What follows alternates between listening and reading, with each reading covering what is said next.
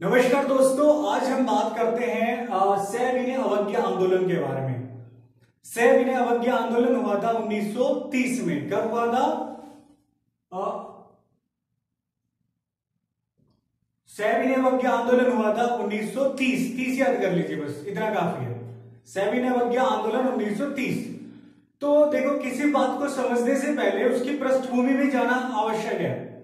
तो अभी तक हमने क्या पढ़ा? साइमन कमीशन आया, उसके रेस्पॉन्स में क्या आया? उसके रेस्पॉन्स में, उसके प्रत्युत्तर में नेहरू रिपोर्ट आई। उसके बाद क्या हुआ? लाहौर अधिवेशन हुआ, पूर्ण स्वराज की मांग हुई, जो इससे हमने पहले क्लास में पढ़ा था।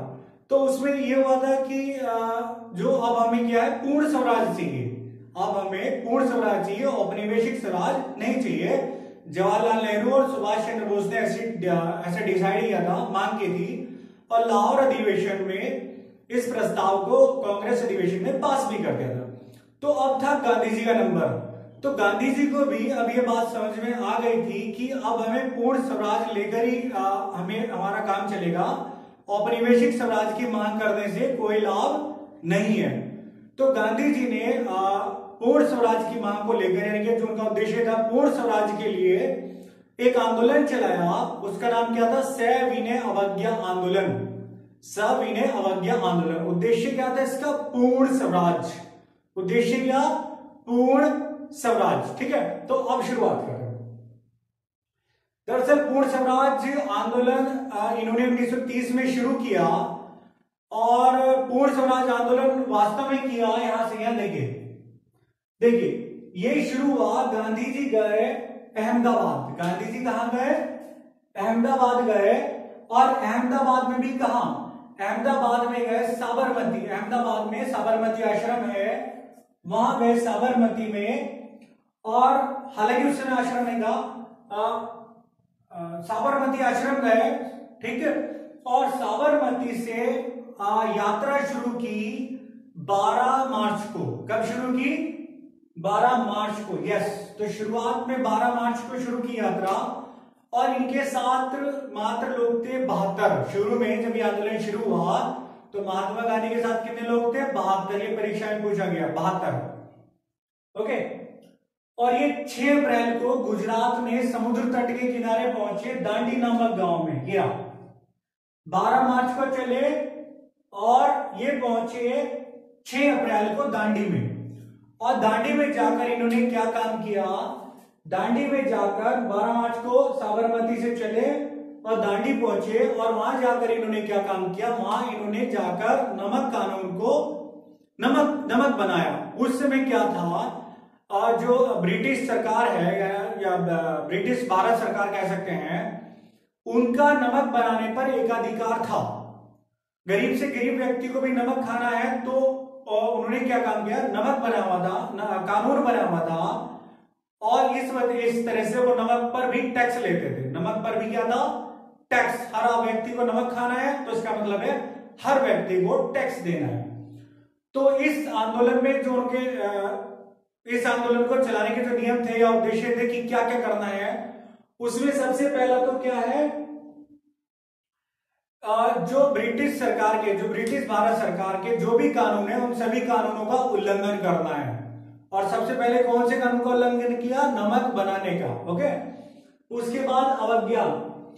किसी भी कार्य की, जो भी अंग्रेज काम बोलेंगे, उसकी सविनय अवज्ञा करनी है।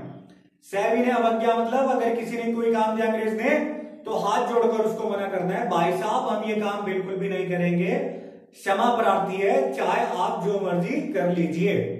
ठीक है, तो सविनय अवज्ञा। तीसरा इसमें था बहिष्कार करना था, विदेशी वस्तुओं का बहिष्कार करना था, चाहे वो कपड़े हो या टेबल हो, मेज हो, जो भी है, सब वस्तुओं की मतलब उनकी क्या थी? होली जलानी थी, यानी कि उनको जलाना था। इससे एक लाभ क्या हुआ? जो स्थानीय उद्योग है, स्थानीय जो उद्योग है, भारतीय जो उद्योग है, उनको क्या मिला? बढ़ावा मिला, उनको बढ़ावा मिला। ठीक। और तीसरा क्या था? उनका काम, जो अंग्रेजों का जो देश को चलाने का काम इतना मुश्किल कर देना था, इतना मुश्किल कर देना था कि वो जो देश बिल्कुल ही चला ना सके, यानी कि कोई काम करना बिल्कुल असंभव करना था। ओके। तो ये मैंने बताई थी आपको, एकाधिकार था नमक बनाने पर। तो इसके अलावा गुजरात के बाद जब गांधी जी ने गुजरात में दांडी में नमक बना लिया, उसके बाद और जगह भी जो भी सत्याग्रही थे वो भी उन्होंने भी नमक बनाना शुरू कर दिया। तो जैसे कटक, पुरी और बालासोर, ये तीनों कहाँ है? उड़ीसा में। कटक, पुरी, बालासोर कहाँ है? उड़ीसा में है। और उड़ीसा में क्या हुआ? उड़ीसा में ये आंदोलन सबसे ज्यादा प्रभावी रहा। सबसे ज्यादा प्रभावी कहाँ रहा? उड़ीसा में, गुजरात के बाद। उसके बाद त्रिची, त्रिची में जो ये सी राजगोपालाचार्य थे, सी राजगोपालाचार्य थे, वो त्रिची से गए नमक बनाने के लिए तंजौर। तंजौर, तंजौर कहाँ है? कोरोमंडल तट पर, तंजौर कोरोमंडल तट पर। ओके, तंजौर कोरोमंडल तट पर। तो सीआर दास गए त्रिची से, कहां गए? तंजौर गए। और जो कोंडा वेंकटपैया, कोंडा वेंकटपैया जो गए, ये गए भाई साहब गुंटूर। कहां गए? गुंटूर। तो इतने बड़े स्तर पर सत्याग्रह ने आंदोलन छेड़ दिया कि अंग्रेज क्या हो गए? भयभीत हो गए, बहुत बुरी तरह से डर गए। और इस आंदोलन में सभी जन सहभागिता भी व्यापक, एक बहुत ही बड़े स्तर पर थी, व्यापक स्तर पर थी। चाहे किसान हो, मजदूर हो, महिला हो, बच्चे हो, युवा हो, चाहे कोई धनी व्यक्ति हो, चाहे निर्धन हो, सभी ने इसमें पार्टिसिपेट किया। मुस्लिम लीग ने ना तो इसमें कोई सहयोग किया सविनय अवज्ञा, और ना ही भारत छोड़ो आंदोलन में कोई सहयोग किया। मुस्लिम लीग का इसमें कोई सहयोग नहीं था। इसका एक था कि इस आंदोलन में एक नारा था कि नो टैक्स नो लगान, ना तो कोई टैक्स देना है ना ही कोई लगान देना है। और यहां पर गांधी जी ने बोला था कि हम क्या है कि हमारा जो उद्देश्य है, हमारे उद्देश्य में नैतिकता है, हमारे उद्देश्य में नैतिकता है, ये हमारा नैतिक कर्तव्य है, और इसलिए ईश्वर हमारे साथ है। हमारे उद्देश्य में नैतिकता हमारे साथ है, नैतिक कर्तव्य है हमारा, और ईश्वर हमारे साथ है। और तब तक सत्याग्रह का कुछ नहीं बिगड़ सकता जब तक वो सत्य का परित्याग न कर दे। तो ऐसा कुछ कथन उन्होंने कहा था महात्मा गांधी ने। ओके, विदेशी वस्तुओं की होली जलाई गई, और शराब की दुकानें, दरअसल उस समय कहती महिलाएं शराब की दुकानों से बड़ी परेशान थी। विशेष रूप से जो जैसे हमारा उत्तराखंड है, इन जगहों पर क्या थी? शराब की वजह से बहुत सारे लोग बर्बाद थे। ठीक है, तो शराब की वजह से, शराब के लिए महिलाओं ने क्या काम किया? धरना दिया। ठीक है, शराब पर क्या दिया? धरना दिया। और आपने सुना टिंचरी माई उत्तराखंड में है, उन्होंने क्या काम किया? वो तो अकेली जाकर शराब की दुकानों पर आगे लगा देती थी। ठीक है, शराब की दुकानों को जलाया गया और उन पर धरना दिया गया। और महिला ने क्या काम किया? नमक को बेचा, बनाया तो अलग, बनाया भी और बेचा, यानी कि खुले कानून का उल्लंघन किया। और लगभग 90,000 से ज्यादा लोग, 90,000 से महिलाएं, बच्चे, युवा, सबके सब 90,000 से ज्यादा लोगों को गिरफ्तार किया गया। उत्तर पश्चिम सीमा प्रांत, यानी कि जो पाकिस्तान वाला क्षेत्र है, उत्तर पश्चिम सीमा प्रांत में, इसमें महात्मा गांधी के अनुयायी थे खान अब्दुल गफ्फार खान। ये गांधीवादी विचारधारा के थे, सत्याग्रही थे, इन्होंने वहां पर सत्याग्रह किया। ओके, और इन्हीं पर जो ये पठान थे, इनके नेतृत्व में जब पठान जो थे उत्तर पश्चिम प्रांत के, जब सत्याग्रह कर रहे थे, तो अंग्रेजों ने गढ़वाल रेजिमेंट के थे चंद्र सिंह गढ़वाली, उनको बोला कि आप इन पर फायरिंग कीजिए, लेकिन उन्होंने निहत्थे पठानों पर फायरिंग करने से इनकार कर दिया। फिर उनको क्या है? आजीवन कारावास की सजा सुनाई गई, उन पर एक्शन लिया गया। हालांकि वो फिर आजीवन कारावास उनका कम हो गया, उसकी जो अवधि है वो पहले ही छूट गए। उनके जो लिए है वकीलों ने लड़ाई की। इस कांड को बोलते हैं पेशावर कांड। तो पेशावर कांड भी परीक्षा में बहुत इंपॉर्टेंट है। पेशावर कांड भी कब हुआ?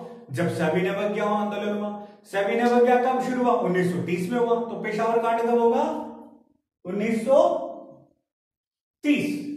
और इसमें नागालैंड की एक रानी थी, रानी गेडी लियो नागालैंड की रानी थी, मात्र 13 वर्ष की थी और इन्होंने भी सत्याग्रह किया और इनको आजीवन कारावास की सजा सुनाई गई। ये बहुत इंपॉर्टेंट है, रानी गेडलियो, ओके, नागालैंड की। और जो खान अब्दुल गफ्फार खान थे, जवाहरलाल नेहरू थे, वल्लभ भाई पटेल थे, सी राजगोपालाचारी थे, ठीक है, इन सबको क्या है गिरफ्तार कर लिया गया। और 5 मई को गांधी जी को भी गिरफ्तार कर लिया गया, ओके। और शोलापुर यानी कि जो महाराष्ट्र में शोलापुर में तो ये स्थिति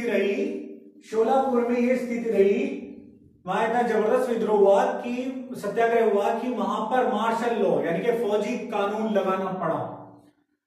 जब अंग्रेजों को समझ में आया भाई ये तो लोग मान ही नहीं रहे हैं और पूरे देश में, दक्षिण के सभी राज्यों में और पूरे देश में ये जो आंदोलन था बहुत ही उग्र स्तर पर था, तो अंग्रेजों ने चाल चली और संवैधानिक परिवर्तन करने का निर्णय लिया, ठीक है। तो संवैधानिक परिवर्तन निर्णय का मतलब है उन्होंने बुलाया गोलमेज सम्मेलन। गोलमेज सम्मेलन हुआ लंदन में, एक बड़ी सी गोलमेज थी, तो उसके चारों तरफ नेता बैठे थे, ब्रिटिश अधिकारी बैठे थे, तो इसलिए इसको बोलते हैं गोलमेज सम्मेलन। तो नवंबर 1930 में ये गोलमेज सम्मेलन बुलाया गया, उसमें भारतीय नेताओं को बुलाया गया और डॉक्टर भीमराव अंबेडकर एकमात्र एक ऐसे व्यक्ति थे जो तीनों गोलमेज सम्मेलनों में जिन्होंने भाग लिया। और इन गोलमेज सम्मेलन में अंग्रेजों ने भारतीयों का या भारतीय राजनीति का राजनीतिकरण करने की कोशिश की थी, ठीक है। तो गोलमेज सम्मेलन में आगे पढ़ेंगे, डिटेल में पढ़ेंगे अच्छे से। तो फाइनली क्या हुआ 1932 में ये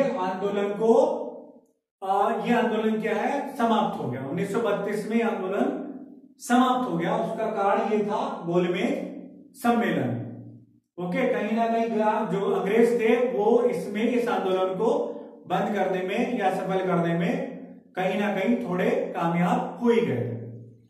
तो एक रिवीजन करते हैं, तो मेन पढ़ते हैं सीधा, ठीक है, जो फैक्चुअल है।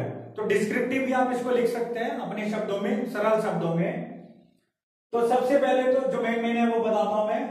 तो इसमें एक तो ये कटक, पुरी, बालासोर यहां अधिक प्रभावी रहा। यहां त्रिची जो सीआर दास थे, त्रिची से गए तंजौर में कहां गए वेदारण्य में, इंपॉर्टेंट है। तंजौर में कहां गए वेदारण्य में इन्होंने नमक बनाया। गुंटूर में कौन थे, ये कहीं ना कहीं जोड़े में लाने के लिए भी आ सकता है और छोटे एग्जाम में टू द पॉइंट भी पूछ सकते हैं, 4 ऑप्शन में ऑप्शनल। तो कोंडा वेंकटापल्या कहां गए गुंटूर, कोंडा वेंकटापल्या गुंटूर, ठीक है जी। और इसमें खान अब्दुल गफ्फार खान उत्तर पश्चिम प्रांत में कौन थे सत्याग्रही, किसके नेतृत्व में आंदोलन चल रहा था, खान अब्दुल गफ्फार खान जो गांधीवादी विचारधारा के थे। नागालैंड में कौन थी, नागालैंड में थी रानी गेडी लियो आजीवन कारावास, ओके। गांधी जी को गिरफ्तार किया गया 5 मई। आंदोलन कब शुरू हुआ था, आंदोलन शुरू हुआ था 12 मार्च से। 72 लोग गांधी जी के साथ गए, दांडी गए और दांडी पहुंचते हो गए लाखों, ठीक है। 6 अप्रैल को वो यहां पहुंचे, साबरमती से दांडी, बहुत महत्वपूर्ण है। उसके बाद पेशावर कांड हुआ 1930 और चंद्र सिंह गढ़वाली ने निहत्थे पठानों पर फायरिंग करने से इनकार कर दिया, ठीक है। और फिर उनको आजीवन कारावास, लेकिन जो भारतीय वकील थे उन्होंने उनके कारावास की जो अवधि थी वो कम करा ली।